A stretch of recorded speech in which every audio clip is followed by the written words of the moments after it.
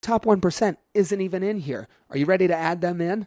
Baba Booey! The people getting rich without doing work are the 1%, and this is a deep dive about it because there is so much misplaced blame on welfare. So pretend with me that you just inherited loads of money. $1.7 million is the average inheritance for a child of 1% parents, and we're going to be that child today. And we do not want to hold any job whatsoever. We don't want to start or be involved in running a business, but we do want to live in luxury, and we want to take our inheritance and make it into a fortune. Here's how. We use our investment calculator on the World Wide Web to put our $1.7 million into the stock market. Don't touch it for 40 years. Count on a 10% return, and we're not giving any more money because we're not doing any more work. Now, the market goes up, it goes down, but over 40-year span, you can count on a 10% return on average. All right, here we go. We're going to make a fortune. Let's look right here, and fortune. 1.7 million in, nearly 77 million out. Crazy, right? Crazy. Let's do $1 million in over 1 year with a 10% return and nothing contributed. Here you go. Ready? There's your magic. You get your $1 million back, plus you get $100,000 extra, in other words, 10%.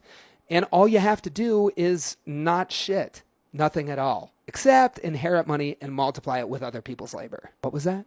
Other people's labor. Yeah, money doesn't grow on trees. Somebody has to work to make it, and that someone is the worker at the company whose stock you own. But they don't get the money that their work creates. They get the lowest wage that a company can get away with paying them, and the rest goes to shareholders. And that's the whole game. That's what all this is. The lower wages the company pays, the more money's left over for profit, the better their numbers look for Wall Street, the more valuable their stock is. And there you go. It's a free money printing machine for the already rich that is powered by people who are working longer hours for crap pay.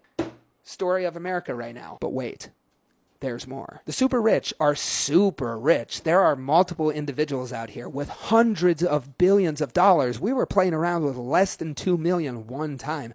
The average billionaire is hauling in $14 million a day. So let's get back to welfare and look at how much we spend on that compared to the wealth gains of the 1% in 2021. Here's a chart. $30.3 billion is what we spend for cash payments on welfare, direct assistance. It's called temporary assistance to needy families. Right here it is, and it is housed under SNAP, aka food stamps. Let's add SNAP in.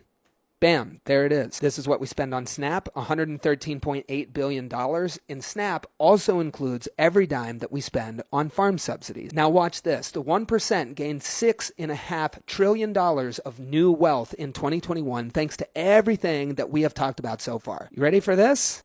Bam, there it is. Do you see how those bars disappeared? Everything we spend on welfare. Do you see that? Watch the bars again. Huh? The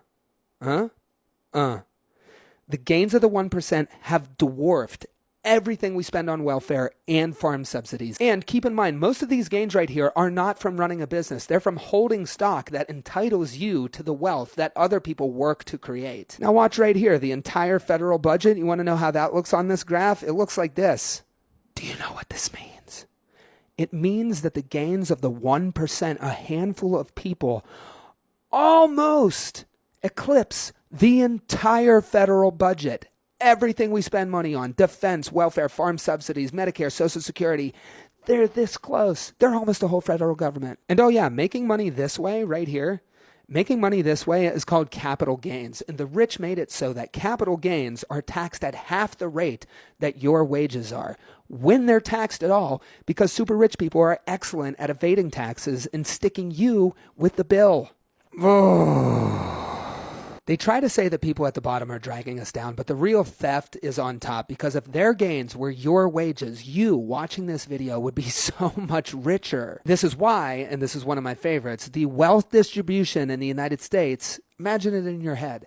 It looks like this. Here it is, pretty bad as it is, right? But you know what's funny about this graph is that it stops at the 99%. The top 1% isn't even in here. Are you ready to add them in? Baba Booey. Look at this. Look at this graph. Here it is. You're looking at that and you're like, oh my God. And then wait for the 1%. Oh crap.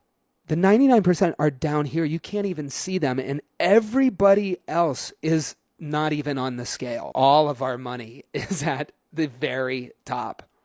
All of it. There is no distribution. Can you imagine what they're doing with it? How they build a media network that makes everybody scared of crime and mad at poor people instead of this? How they break all kinds of laws that would land you in jail? How they bust unions so an entire class of people never gets the power to do anything about this? How they buy off government and keep lackeys in there who are dying on live TV to do their bidding? And especially how